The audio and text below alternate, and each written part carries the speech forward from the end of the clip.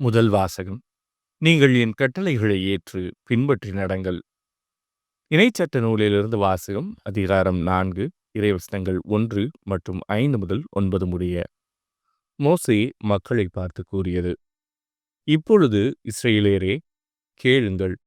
நான் உங்களுக்கு கற்றுத்தரும் நியமங்கள், முறைமைகளின்படி ஒழுகுங்கள். அதனால் நீங்கள் வாழ்ந்து, உங்கள் மூதாதையரின் கடவுளாகிய ஆண்டவர் உங்களுக்கு கொடுக்கும் நாட்டுக்குச் சென்று அதை உரிமையாக்குவீர்கள். நம் கடவுளாகிய ஆண்டவரின் கட்டளைப்படியே நியமங்களையும் முறைமைகளையும் உங்களுக்கு கற்றுத்தருகிறேன். எனவே நீங்கள் போய் உரிமையாக்கிக் கொள்ளும் நாட்டில் அவற்றை பின்பற்ற வேண்டும். நீங்கள் அவற்றை பின்பற்றி நடங்கள். அதுவே மக்களினங்கள் முன்னிலையில் உங்கள் ஞானமும் அறிவாற்றலுமாய் விளங்கும்.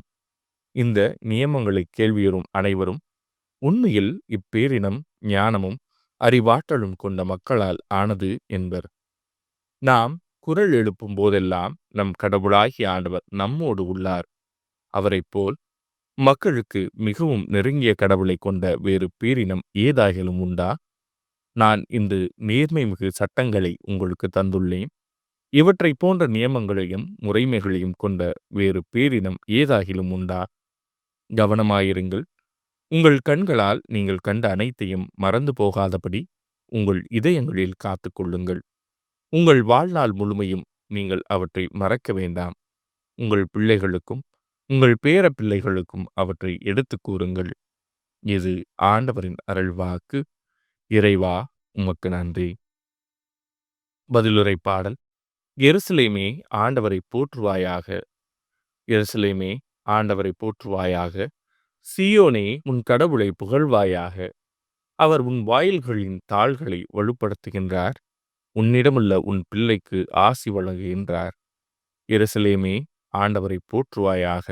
அவர் தமது கட்டளையை உலகினுள் அனுப்புகின்றார். அவரது வாக்கு மிகவும் விரைவாய் செல்கின்றது. அவர் வெண்கம்பளி போல் பனியை பொழியச் செய்கின்றார்.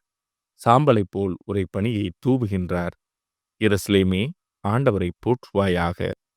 யாக்கோபுக்கு தமது வாக்கையும் இஸ்ரேலுக்கு தம் நியமங்களையும் நீதி நெறிகளையும் அறிவிக்கின்றார். எருசலேமே, ஆண்டவரை போற்றுவாயாக. நற்செய்தி வாசகம்.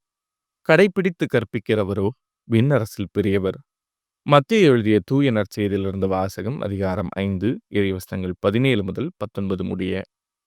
அக்காலத்தில் இயேசு தம் சீடரை நோக்கி கூறியது: திருச்சட்டத்தையோ இறைவாக்குகளையோ நான் அழிக்க வந்தேன் என நீங்கள் எண்ண வேண்டாம். அவற்றை அழிப்பதற்காக அல்ல, நிறைவேற்றுவதற்கே வந்தேன். விண்ணும் மண்ணும் ஒழிந்து போகும் முன் திருச்சட்டம் யாவும் நிறைவேறும். அதன் ஒரு சிற்றெழுத்தோ ஒரு புள்ளியோ ஒழியாது என உறுதியாக உங்களுக்கு சொல்கிறேன். எனவே இக்கட்டளைகளில் மிகச் சிறியது ஒன்றையேனும் மீறி அவ்வாறே மக்களுக்கும் கற்பிக்கிறவர் விண்ணரசில் மிகச் சிறியவர் என கருதப்படுவார். அவை அனைத்தையும் கடைப்பிடித்து கற்பிக்கிறவரோ விண்ணரசில் பெரியவர் என கருதப்படுவார். இது ஆண்டவரின் அருள்வாக்கு. கிறிஸ்துவே, உமக்கு புகழ்.